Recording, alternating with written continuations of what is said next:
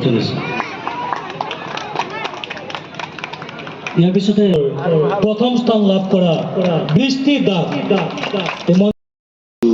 শ্ৰীমন্ত শংকৰদেৱক লাগি তাহাৰ পৰম শিষ্য মাধৱ পুৰুষে গুৰুৰ সমস্ত শৰীৰক বখালি এক বন্দনা সহিত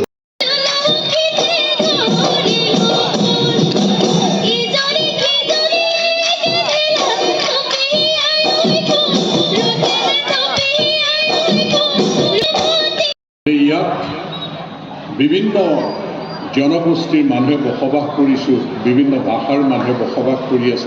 জনগোষ্ঠী ইয়াত বসবাস কৰা চাহ জনগোষ্ঠী, আদিবাসী জনগোষ্ঠী, ইয়াত বসবাস কৰা গোৰ্খা জনগোষ্ঠী, ইয়াত বসবাস কৰা কোচ কলিতা, আহোম, ব্ৰাহ্মণ, কুবিৰ, হিন্দু, মুছলমান।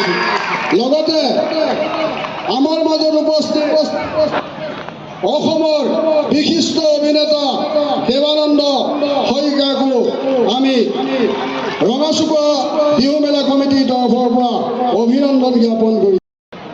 সভাপতি দ্বিজেন দাস ডাঙৰীয়া, সন্মানীয় আমন্ত্ৰিত অতিথিসকল, শ্ৰদ্ধাৰ বিহুবলীয়া ৰাইজ আৰু উদযাপন কমিটিৰ সভাপতি ডাঙৰীয়াকে ধৰি সন্মানীয় বিষয়ববীয়া সদস্য, মই সকলোলৈকে অসমীয়া নৱবৰ্ষৰ শুভেচ্ছা আৰু ৰঙালী বিহুৰ ওলগ যাচিলোঁ।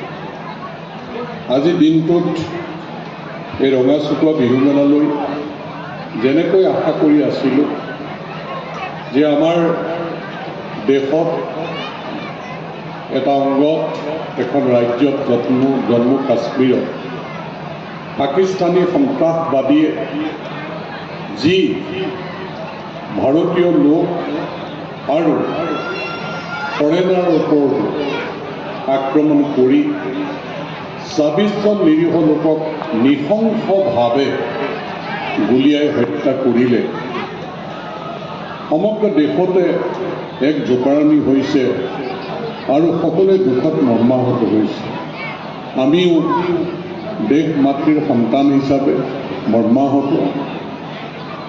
যিসকলৰ মৃত্যু হ'ল তেওঁলোকলৈ শ্ৰদ্ধাঞ্জলি জনাইছোঁ আৰু লগে লগে আমাৰ দেশৰ বলিষ্ঠ প্ৰধানমন্ত্ৰী নৰেন্দ্ৰ মোদী ডাঙৰীয়ালৈ, কেন্দ্ৰীয় চৰকাৰলৈ, ভাৰত মাতৃৰ সন্তান হিচাপে দেশৰ জনসাধাৰণে বিচাৰিছে ইয়াৰ যোগ্য প্ৰত্যুত্তৰ দিয়াটো, আৰু আজি ৰঙাচুকুৱা বিহু মঞ্চৰ পৰাই আমি বিচাৰিছোঁ যে পাকিস্তানক যোগ্য প্ৰত্যুত্তৰ দিয়ক, সন্ত্ৰাসবাদ নিপাত যাওক, আমি যাতে আমাৰ দেশ সুৰক্ষিত কৰিব পাৰোঁ, আমাৰ মানুহ সুৰক্ষিত যাতে হয় আৰু সন্ত্ৰাসবাদ যাতে নিপাত যায়, তাৰ কাৰণে আমাৰ কেন্দ্ৰীয় চৰকাৰে এটা বলিষ্ঠ পদক্ষেপ প্ৰধানমন্ত্ৰী নৰেন্দ্ৰ মোদী ডাঙৰীয়াই আগবঢ়াব।